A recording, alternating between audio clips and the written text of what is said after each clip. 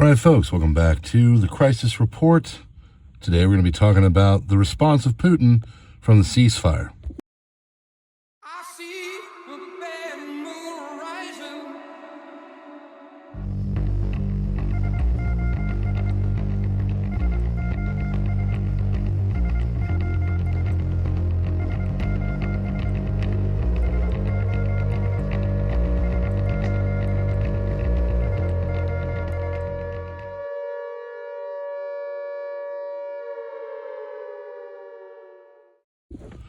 All right, friends, thanks so much for being here. We got a good amount going on.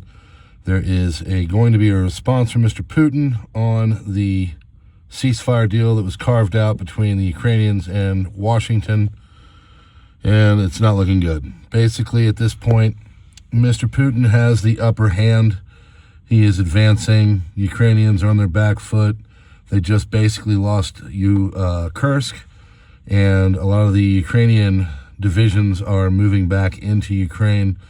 There is some rumors that they might actually go and try to take over another area, another portion of Russia, because they don't have a bargaining chip. But I don't think that's going to happen. That would be pretty darn stupid if you ask me. So from here, basically, we're going to wait on an official response. The Kremlin has not really said no, but they're basically leaning towards it. Another development, Kellogg, the former general, who is being used by Trump as a negotiator in certain things, seems he has been sidelined. Then, of course, there is the Houthis that have decided to start things back up in the Red Sea.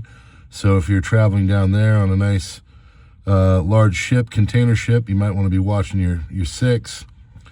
And, of course, there are other things going on within the domestic economy. The tariffs are still kind of playing out. There's back and forth on that.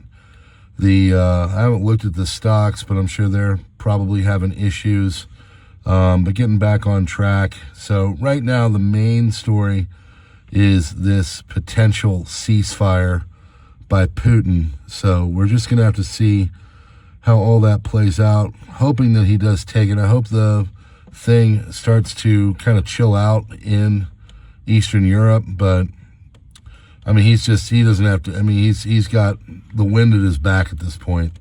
He really doesn't have to worry about any kind of a resistance.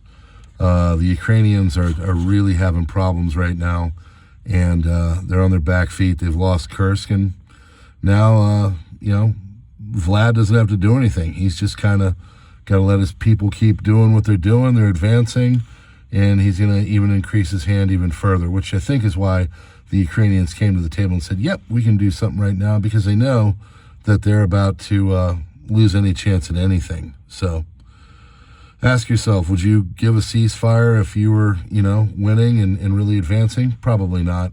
So I'm pretty much, unless America can say, hey, we'll lift sanctions, we'll do a bunch of stuff for you, and it'll be a good sign to the rest of the world that you want to chill out and get things back.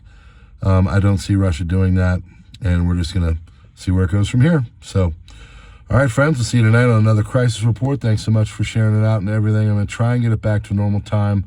I just physically cannot. I'm too busy as a human being, so it's either do it at about 11:45, where I'm basically to the point of almost falling asleep, or just do it every few days, but too much is going on. So we'll keep doing it as it is. My suggestion, if you're like, hey, at the end, I'm really tired. Like, there's moments where I'm literally falling asleep. I would say play the video at double time, and that should work. Okay? All right, God bless. We'll see you on the next one.